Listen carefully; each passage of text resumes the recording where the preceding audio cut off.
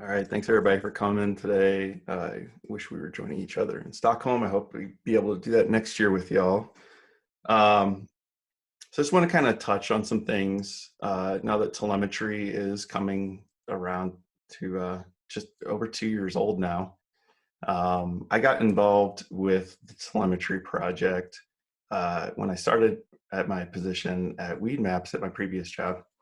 And one of the things that I was tasked with was we had very poor observability in our Elixir stack.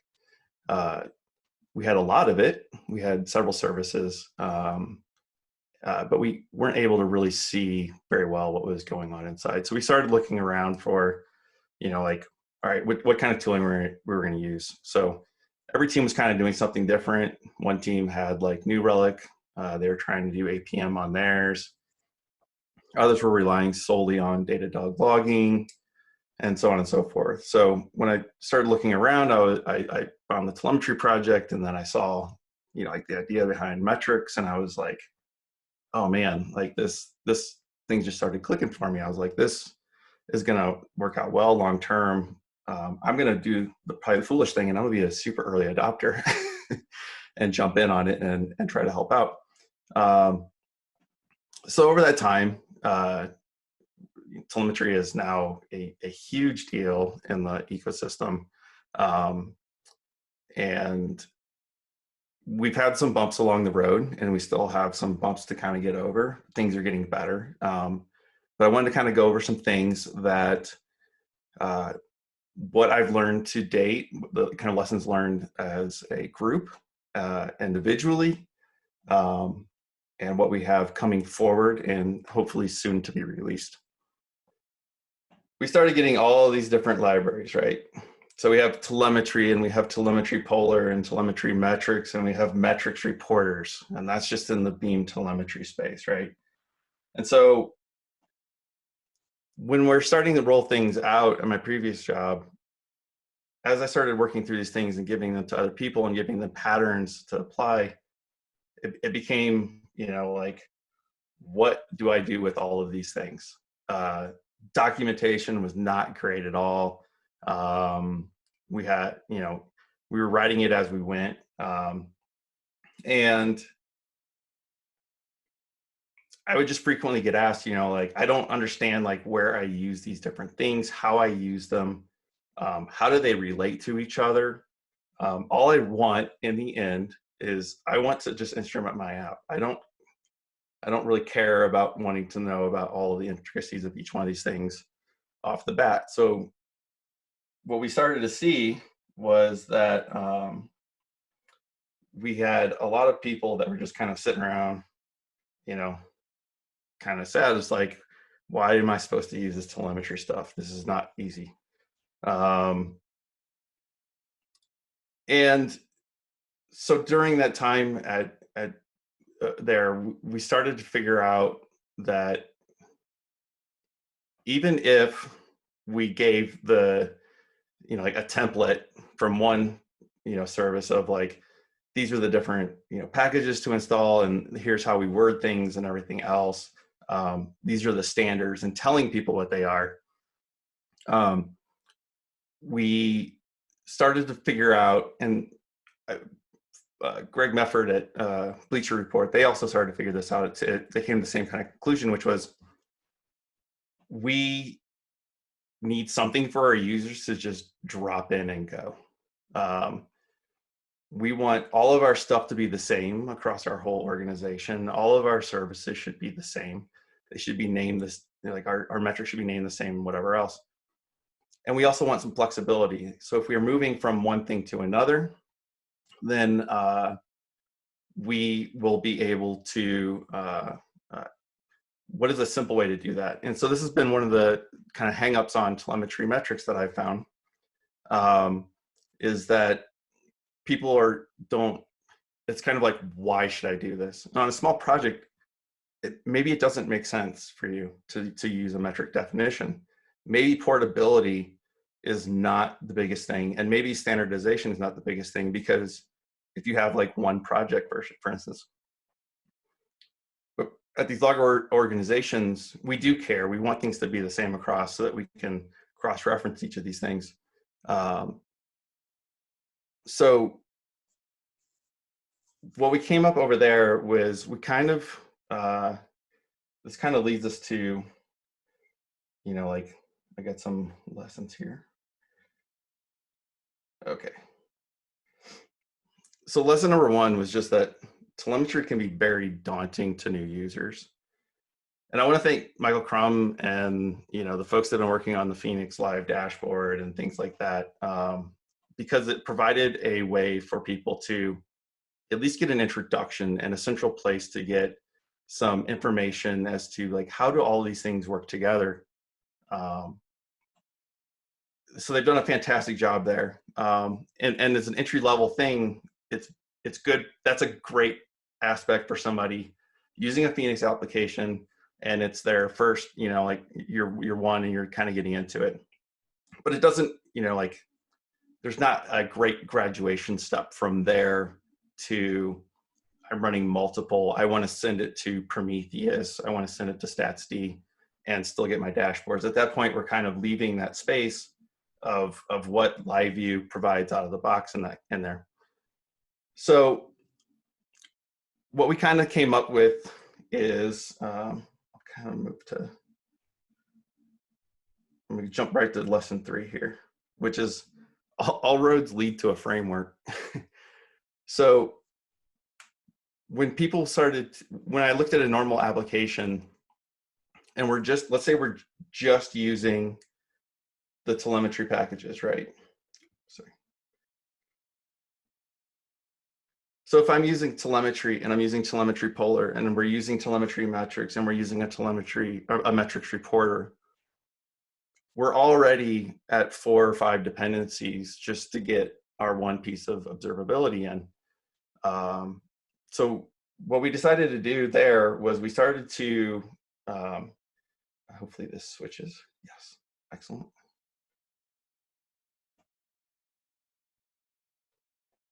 So we started to come up with this concept of, like, hey, there's got to be a better way to do this, so that other teams and other services that don't have as much knowledge on observability could just drop something in and say, these are the things that I'm using that are common within our organization.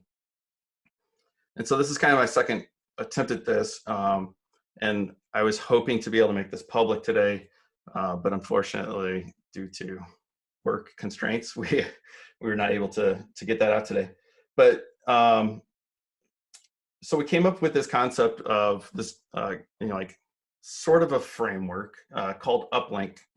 And the way that Uplink works is we have a set of monitors, polars, metrics, and then we internally use Prometheus. But this became like a single one-stop package internally for people to be able to drop in. And at the very base level, just say, if I don't have any polars or extra metrics or anything, I can just put in Uplink and define what my monitors are and just say, I use Ecto and I use Phoenix and I use SocketDrano or something else. And they have a couple of options in the past to them. And internally, what we're doing here is this whole list of dependencies that we previously had, explicitly listed out on our various services, all became wrapped up into this one. So if you're using Phoenix or you're using SocketDrano or we definitely use telemetry metrics, all of these things get wrapped up, and then that way, when we want to update things across the board, it's very quick to do this. We can just do a minor bump on them, and people can add whatever else they want. So the way that this fellow works is just looking at SocketDrano here. So SocketDrano was an attempt to monitor the number of socket connections in a Phoenix web application per container. When we're trying to gracefully shut down containers during a rollout or an upgrade or something, we frequently would end up with socket connections just don't end on their own. And so we would go through a sig term and we would get about 10 seconds. And then all of a sudden we would sig kill, let's say like 20,000 people, and they immediately get shuffled off very quickly to the next, to another container. So we were creating a little bit of a thundering herd problem. So the only way for us to be able to identify how many, like what are the sockets that are connected on here, the default implementation through Phoenix doesn't provide us like a really good idea of a way to say like, give me a list of all of the socket connections, but only on this node. There's no like API for that. So that'll bring us to another thing in a second here, but so if we go into Uplink here, let's say for SocketDrano, we have a couple of just base things on what would be behavior. So there's an initialization step. You can do any kind of extra work there. We have a common definition for polars. So rather than having to write out an entire polar definition and a supervisor and everything else, what we can do is just simply say, we can group them together. So like every 5 seconds, I want to emit the stats from this module. So in this case, I'm getting the socket count that SocketDrano is currently monitoring. So this gives me a gauge as to what's going on in that particular library. So this is a predefined polar, right? So we have, if you've written a polar definition before, it can be a couple of lines. So if you think about, if I'm by hand saying, everybody go write all these extra polars because this is a thing that we want to know about, for the end user, it becomes a very daunting task again. They don't really want to they just want to know like, hey, I know I have to get this stuff reporting. I don't want to have to learn like all of the stuff that goes into it. So we have three major kind of things here. So we have the initialization step, which is called on every one of these monitors. There's a polars option, which by default would just return an empty list. And then we have definitions. So you would return a list of whatever telemetry metrics definitions that you would have. So you can see here, this is a relatively small one, right? We don't have a whole lot going on here. If we come over to the VM monitor, we can see there's a couple more things we're looking here. We're doing the default telemetry polar here, where we're getting the memory, total run queue links, system counts. And then we're adding a few other VM things that we don't, that aren't enabled out of the default polar definition. I forget what we call it, but we have a basic set of VM metrics that we emit that are like a base idea, but some of these other things we want to know about. So in this case, like I care about the system limits of like, what are the port limits, atom limits, process limits, and so forth, so that when I'm graphing this into Grafana or something else, I have an idea of, like it's great that I know that I'm using 200,000 processes, but what percentage of my totals that is? Am I approaching a limit here?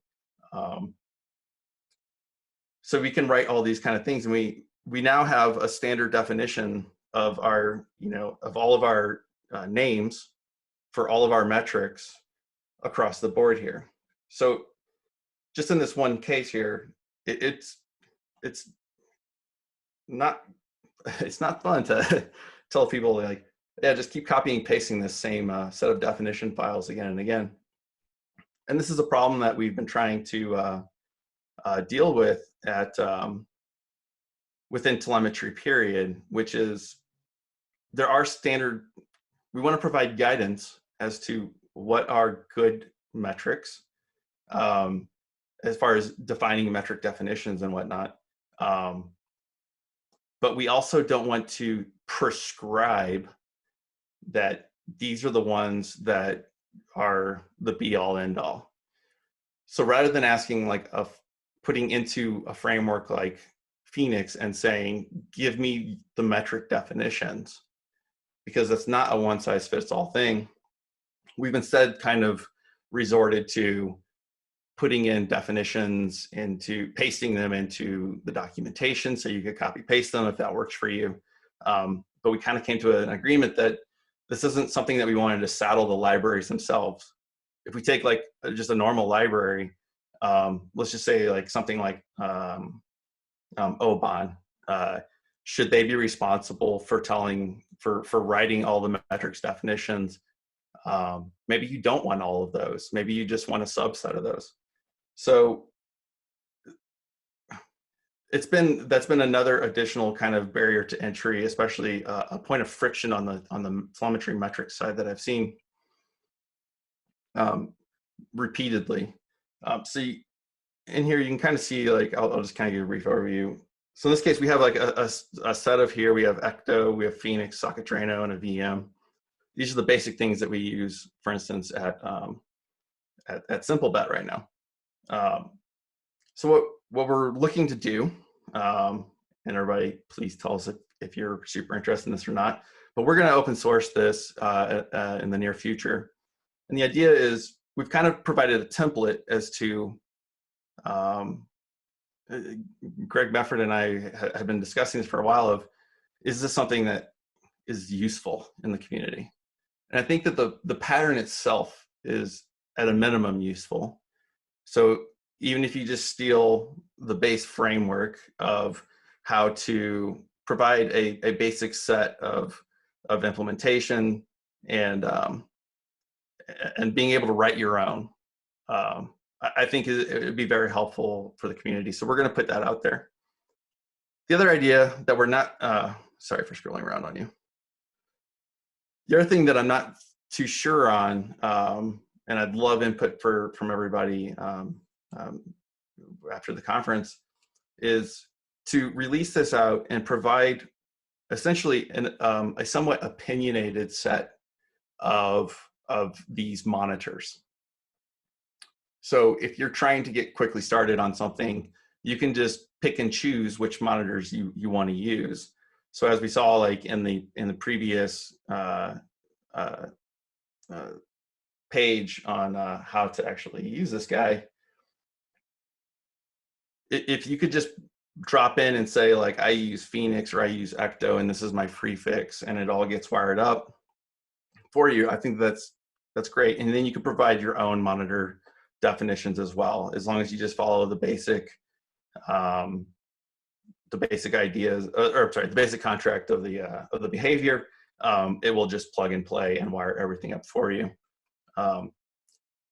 Outside of what's in the monitors themselves, you can then also provide some other things. So you can see here in this particular definition of the child spec, we have another key for pollers. So these are additional pollers that would be anything that's outside of your normal monitors. And this would typically be, in our use case, we use this a lot for business metrics or for monitoring very specific app-specific things. So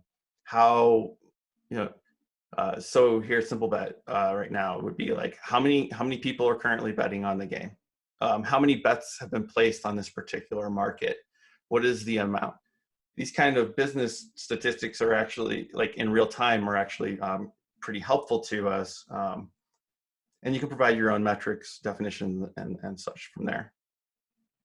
So that kind of leads into another point I wanted to touch on, which is, let's see here. Let's go to number 3.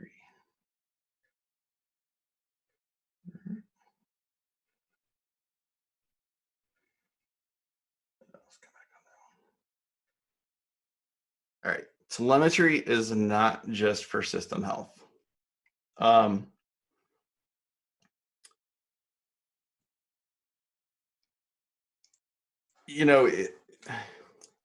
In the end, telemetry is somewhat just an event hook, but that's kind of, and it's in line, and it's kind of a little bit of a,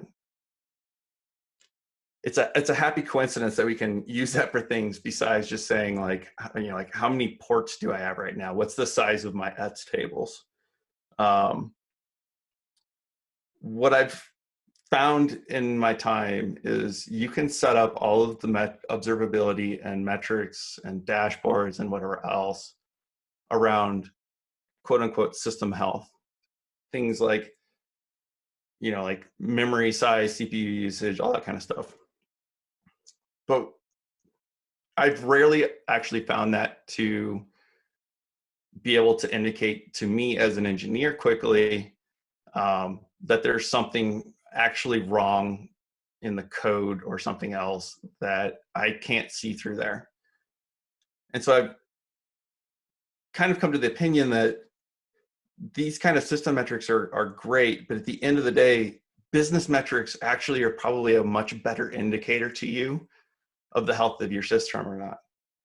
So if you have a complex system, so at my previous job, we had, like we did retail, we did a lot of consumer ordering interactions.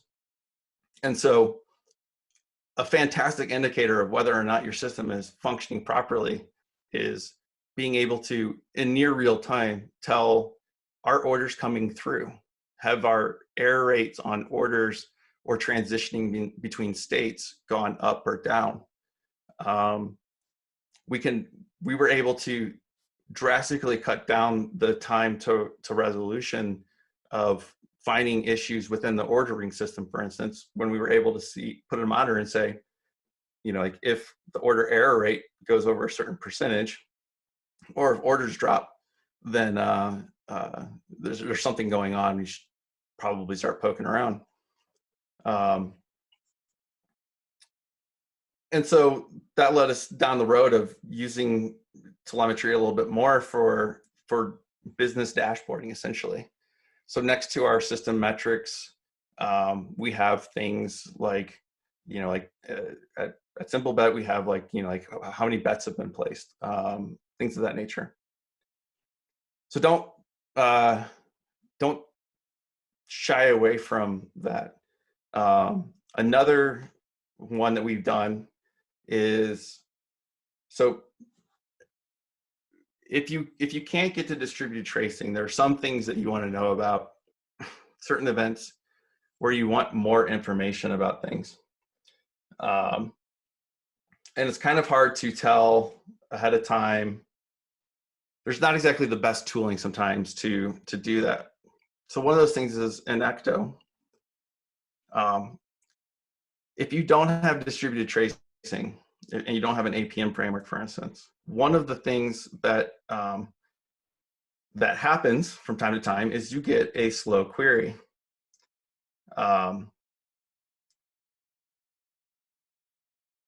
So in this case, we're using telemetry on the Ecto repo query event, and we take a look at the total time, and if the time has passed our threshold, whatever, we're actually able to log out a slow query warning instead, and then include much more information than we normally would. This is the kind of thing, like, I wouldn't want to log this constantly for every Ecto request.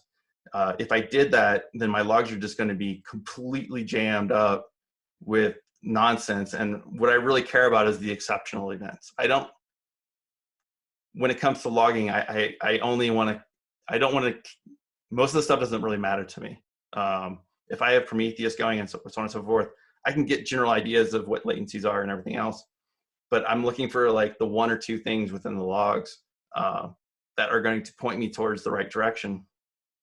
So in this case, you can see like, this is just another way to like do a, use telemetry for another application other than just measuring stuff. And so the two other, like SocketDrano is another one where I actually just hook into the Phoenix channel join event, which includes the socket information, the underlying transport PID. And so when people join a socket, I am able to get that information and track whether or not that, and monitor that process to see how many sockets are currently connected at any given time. And then when we're shutting down, be able to gracefully shut off small percentages at a time through a graceful fashion of just saying, all right, every 100 milliseconds, give me 1% of the socket connections, send them a close event. And so we're able to gracefully shed that traffic off to another container. let's just go back here real quick, and I'll just jump to, use distributed tracing.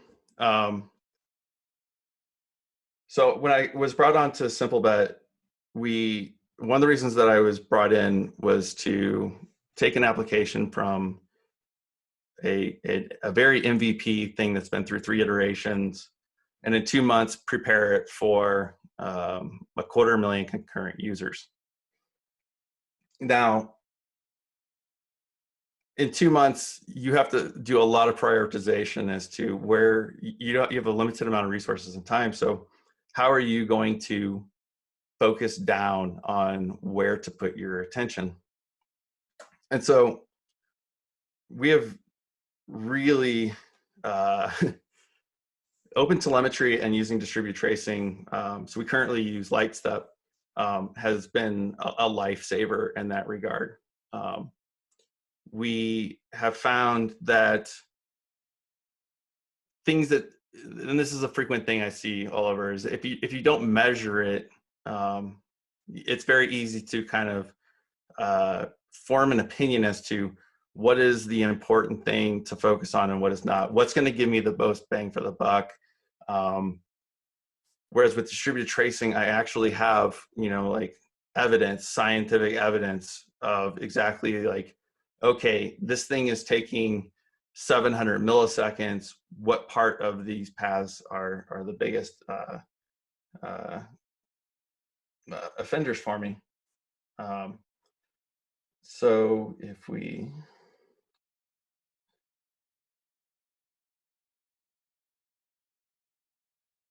so this is kind of like where the magic of telemetry comes in for me. And this is what if you take away anything today, especially if you're a maintainer, it's that if you can adopt telemetry and put it into your application and give your users insights as to what's going on at the point in time, it enables your users, but it also makes your life, frankly, a lot easier. A common pattern that we see is the adoption of middleware, of adding a middleware layer to enable users to be able to measure things in their own way. So you'll see some libraries that have, I have an open census middleware, and I have a telemetry middleware, and I have open tracing or whatever else, all these different hooks. And at the end of the day, it's also moving the point of where that action is actually happening, usually away from the call site, because we have to add this additional layer of complexity here. So if we just kind of like walk through a trace here, so like let's just say this is a trace we're looking at. In this operation, somebody's making a post request to this particular user, and they're going to be placing a bet on this particular match. So if we dig into here, there's not a lot of stuff that's actually user code. For instance, we have this just kind of working from the top down. This guy, sorry. So right at the top here, we start with a request that's coming in, and it's going to hit in a fancy application, it'd be hitting cowboy first. So I, as a user, I don't have information into cowboy. I have no way to look at what's going on. Now we get into the router. So the router is a Phoenix incarnation. Again, I don't have insight into that without telemetry. I go into the controller. Again, I don't have any information here. So if we look at this whole thing here, until we get down to this auth on the left here, that's the first time we're actually touching user-based code. So that's something I have control over, something I could put a span around, and it's a good place for something like open telemetry. And then we have like the place bets on the user. So what we end up with is, without telemetry, we would have no insight into what these things are going on. we would have very cursory ideas. And we work in a language on a system that doesn't have the, I'll call it a luxury of being able to drop in some library and it auto instruments all of my code to a great degree. I don't know if that's a blessing or a curse. I kind of prefer the explicitness of it, of having to do all this, but it doesn't really help us a whole lot. But with telemetry now, we've opened up a world where we have a very strict set of a contract and a method for people to optionally jump into these things. And so, yeah, Open Telemetry project, if you haven't taken a look at it yet, by all means do. We're running it in production right now. It's smooth sailing. All of the folks that are working on Open Telemetry are the same folks in the observability working group. And so I guess two last things I want to call out. One is a big thanks to the Erlang Ecosystem Foundation and the concept of the working groups. I don't see how a project endeavor trying to bridge, like multiple languages would have succeeded or been viable without this structure around it. So thank you to the EEF for becoming a thing. And as far as patterns as to like, when should I use this? When should I use that? I think the basic rule of thumb that I have is if you're going to use something like Open Telemetry, and I encourage you to do so, it is a very fantastic product. Use that directly in your application code. Don't write additional telemetry stuff to hook into some other, like wrappers and whatever else. We're creating a lot of bridge libraries. If you're in your own application code, it's a great place to use it. Otherwise, if you don't have a way to, if you're kind of limited, or there's not a bridge library yet, or something of that sort, we do have some other things that are kind of coming out soon. One of those is, so Telemetry Registry is out. This is kind of a foundational piece for another library called Open Telemetry, just a mouthful. But what we're asking for users to do is to start essentially documenting what your telemetry events are in your module, where you're emitting them. We only want to do it one time, but we want to like kind of put out, this is why we came to the standard of the stop, start, and exception event names in this particular format. And then in here, you can add your descriptions, measurements, metadata, other things. What you get out of this, and this is kind of interesting, is you don't have to add the telemetry registry as a dependency to take advantage of this or offer this to users. If you just add in your libraries, declare these events in here, you don't have, it's just a module attribute. But what it allows us to do on the Open Telemetry side is to use the other facility of Telemetry Registry, which is more for library creators, which is to be able to discover all of the events that are in a particular application and all the sub-applications as well. So we're going to roll all these up together, and by making these things discoverable now, because again, introspecting this code is very difficult.